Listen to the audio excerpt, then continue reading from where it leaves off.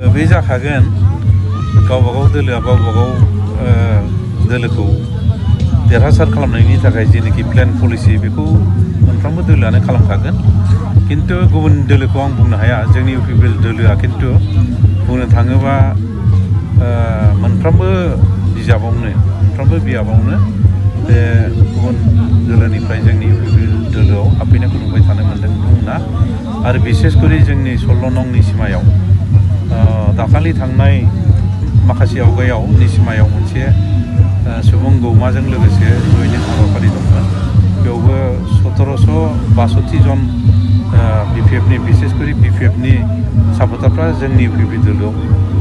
जयेन जाफैदों दा बिनि अनगायैबो जोंहा फैगौ जेनाखि लकसभानि बिसायख'थि बे बिसायख'थिखौ लानानै जोंनि इउपिपिएल दोलोआ गोबाङै हाबा मावगासिनो दङ बुंनो थाङोब्ला गाबोननिफ्राय जोंहा चिरां डिस्ट्रिक्टखौ माबोरै गोख्रों खालामनांगौ बिनि सायाव माखासे सावरायनायनि हाबाफारि दङ बेवहाय जोङो मोनफ्रोमबो ब्लक कमिटिनि आफादगिरिजों लोगोसे नेहाथारिफोरखौ लेंहरजोबनाय जादों पेरेन्ट्सनिखौबो इयुथनिखौबो वमेननिखौबो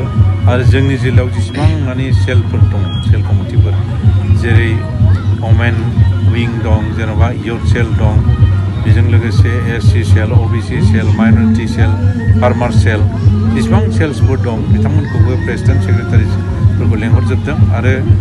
बिथांमोनखौ लानानैनो गाबोन जोंहा जोंनि चिरांखौ माबायदि रोखोमै जों गोख्रों खालामनानै फैगौ बिसायख'थियाव जों देरहासार जानो हायो बुंनो थाङोब्ला गुबुन जिल्लानिफ्राय जों चिरांनिफ्राय बांसिन भटखौ जाहाथे जों होहोनो हायो बिनि प्लेन पलिसिया जोंहा लागातार सोलिबाय थागोन आरो गाबोननिफ्रायनो बे आरम्भ जागोन मैया एक्स एनडिबि सासे बिथाङा बुंदों जे इउपिपिएलनि गासैबो दैदेनगिरिफ्रानो थगायसुलाजोब होननानै बुंदों बिथाङा बिनि सायाव मा बुंगोन सार बेथ' आन्दाजैसो बुंदों खोमा बियो गावनो थगायसुला जानो हागौ बियो जोंनि प्रमद बर' सारनि दैदेननाय बिटिआर सरकारा जेरैबायदि हाबाफारि मावदों बिथाङा बेखौ मोनथियाखै हयथ' बियो जौ फेनानैसो दं खोमा बिसिनायाव गोग्लैसोनानै दं खोमा नंखायनो थगायसुलानि सोदोबखौ बुंदों थगायनाय मा थगायदों माखौ थगायदों बिनि फोरमान होयोबासो जों बेखौ बुंनो हागोन जे गमामायै सोरबा सासेया थगायदों होननानै खिन्थु थगायनायनिथ' बाथ्रा गैया गमामायै जोंना इउपिपिएल दोलोनि दैदेननाय सरकारा जेरैबायदि खोथा होदों बेबायदिनो मावफुंलांगासिनो दङ आरो मावफुंलांबाय थागोन आरो बे सासे सानै ओरैनो आं फां गोदाव सोराव जौ लोंनानै मानानै बखिबाय थानाया बेफोर जोंनि रायजोनि खाथियाव जेबो नङा मा थांखिफोरखौ लानानै नैबे आइफवालि लावखार ओंखाम जाग्रा थावनियाव निसिमानि रायजो राजाफोरखौ लानानै नोंथाङा सावरायदों बेवहायथ' गुबैयै बुंनो थाङोबा मागो दमासिनि मुङै फाथाबारि प्राइमारि आरो बिसिडिसि